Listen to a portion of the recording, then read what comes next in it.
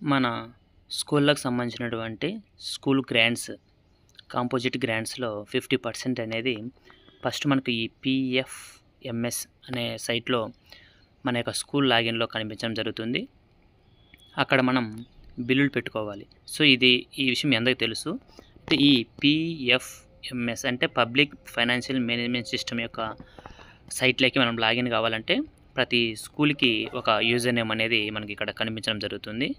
So, ఈ school యొక్క user name చాలామందికి తెలిసి ఉండొచ్చు, తెలియకపోయి ఉండొచ్చు. సో, తెలియని వారు ఈ పీఎఫ్ఎంఎస్ యొక్క యూజర్ నేమ్ని ఎలా తెలుసుకోవాలనేది ఈ వీడియోలో వివరంగా చెప్పడం జరుగుతుంది. సో, యూజర్ నేమ్ తెలుసుకుంటే ఆటోమేటిక్గా ఇక్కడ ఉన్నటువంటి ఫర్గాట్ పాస్వర్డ్ ద్వారా మనం మన పాస్వర్డ్ని సెట్ చేసుకోవచ్చు. దానికి సంబంధించి ఓటీపీలు అనేది రావడం జరుగుతుంది. సో, ఇప్పుడు మనం ఈ స్కూల్ యొక్క పీఎఫ్ఎంఎస్ యొక్క యూజర్ నేమ్ ఎలా తెలుసుకోవాలో అనేది చూద్దాం. క్రోమ్ ఓపెన్ చేసిన తర్వాత అక్కడ సెర్చ్ బార్లో పీఎఫ్ఎంఎస్ లాగిన్ అని మీరు టైప్ చేసి సెట్ చేయండి. తర్వాత మనం ఇలా స్క్రోల్ చేస్తూ వెళ్తే ఇక్కడ పీఎఫ్ఎంఎస్ అని కింద రీట్రైవ్ ఏజెన్సీస్ లాగిన్ ఐడి అని మనకు ఒక ఆప్షన్ కనిపించడం జరుగుతుంది. దాన్ని ఒకసారి క్లిక్ చేయండి.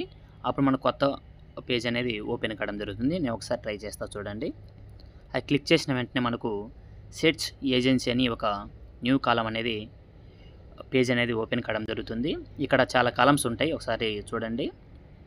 ఇక్కడ స్కీమ్ నేమ్ అడుగుతుంది, తర్వాత ఏజెన్సీ స్టేటసు, ఏజెన్సీ టైపు, స్టేటు, డిస్టిక్కు, ఏజెన్సీ నేము, ఇలా చాలా కాలమ్స్ అనేటివి ఇక్కడ మనకు కనిపించడం జరుగుతుంది. ఇందులో మనం ఏజెన్సీ స్టేటస్ దగ్గర ఇక్కడ చాలా క్లిక్ చేస్తే చాలా ఆప్షన్స్ ఉంటాయి. సో, దాన్ని మనం ఏం టచ్ చేయాల్సిన అవసరం లేదు. ఆల్ అనే ఆప్షన్ అలానే ఉంచుదాం. ఏజెన్సీ టైప్ దగ్గర కూడా మనం ఏం మార్చాల్సిన అవసరం లేదు, అలానే ఉంచేద్దాం. ఇక్కడ మనకు స్టేట్ దగ్గర మీకు అవసరం అనుకుంటే మన ఆంధ్రప్రదేశ్ అని సెలెక్ట్ చేసుకోండి, లేదంటే ఏం లేదు. సో, ఇప్పుడు మరి స్కూల్ యూజర్ నేమ్ ఎలా తెలుసుకోవాలనుకున్న తర్వాత ఇక్కడ డిస్ట్రిక్ట్ గడి కూడా మీరు అవసరం అనుకుంటే సెలెక్ట్ చేసుకోవచ్చు. ఇవన్నీ ఏమి అవసరం లేకపోయినా కానీ మనం జనరల్గా ఇక్కడ ఏజెన్సీ నేమ్ అని ఒకటి ఉంది, అకౌంట్ నెంబర్ ఉంది. సో, ఈ రెండింటి ద్వారా మన యొక్క స్కూల్ యొక్క పీఎఫ్ఎంఎస్ యొక్క ఏజెన్సీ నేమ్ దగ్గర మీ స్కూల్ యొక్క డైస్ నెంబర్ని ఎంట్రీ చేసి మనం సెట్స్ ఆప్షన్ క్లిక్ చేసినా మన యొక్క పీఎఫ్ఎంఎస్ యొక్క యూజర్ నేమ్ అనేది తెలుసుకోవచ్చు. లేదా అకౌంట్ నెంబర్ ఉంది. సో, ఈ అకౌంట్ నెంబర్ దగ్గర మీ యొక్క పీఎఫ్ఎంఎస్ అనేది మనం యూనియన్ బ్యాంకులో చేయడం జరిగింది. దాని యొక్క అకౌంట్ నెంబర్ని టైప్ చేసి ఇక్కడ సెట్స్ ఆప్షన్ క్లిక్ చేసినా మనకు సరిపోతుంది. సో, నేను ఇక్కడ డైస్ కోడ్ ద్వారా ఒకసారి ట్రై చేస్తాను, మీ అందరూ చూడండి. ఇక్కడ నేను డైస్ కోడ్ ఏజెన్సీ నేమ్ దగ్గర మన స్కూల్ యొక్క డైస్ కోడ్ని ఎంట్రీ చేయడం జరిగింది. దాన్ని ఒకసారి సెట్ చేస్తా చూడండి.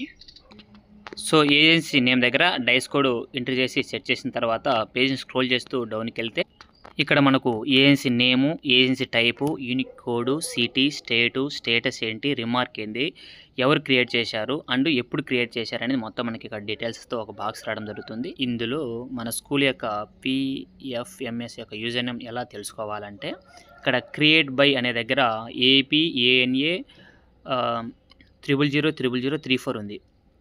మన యొక్క యూజర్ నేమ్ మొత్తం 13 లెటర్స్ ఉంటుంది. ఇది కూడా 13 లెటర్స్ ఉంది. మన స్కూల్ యొక్క పీఎఫ్ఎంఎస్ యొక్క యూజర్ నేమ్ కూడా సేమ్ దీనిలాగానే ఉంటుంది. APANA 000034 లాగే ఉంటుంది. అయితే చివరిలో 4 లెటర్స్ కానీ 5 లెటర్స్ కానీ స్కూల్కి చేంజ్ అవుతూ ఉంటాయి అన్నమాట. ఆ చివరిలో 4 లెటర్స్ 5 లెటర్స్ ఏం ఉంచాలని మీకు డౌట్ వచ్చినప్పుడు అప్పుడు యూనిక్ కోడ్ దగ్గర చూడండి. యూనిక్ కోడ్ దగ్గర ఏ లెటర్స్ అయితే మీకు కనిపిస్తున్నాయో, ఎన్ని లెటర్స్ అయితే కనిపిస్తున్నాయో అన్ని లెటర్స్ని ఇక్కడ చివరిలో మీరు ఉంచుకుంటే అదే మీ యొక్క స్కూల్ యొక్క యూజర్ నేమ్ అనేది అవుతుంది, పీఎఫ్ఎంఎస్ యొక్క యూజర్ నేమ్ అనేది అవుతుంది. సో, ఈ విధంగా మీ స్కూల్ యొక్క పీఎఫ్ఎంఎస్ యొక్క యూజర్ నేమ్ని అకౌంట్ నెంబర్ ద్వారా కావచ్చు, యూడైస్ కోడ్ ద్వారా తెలుసుకోవచ్చు. వీడియో నచ్చింటే లైక్ చేయండి, షేర్ చేయండి. చూసినందుకు ధన్యవాదాలు.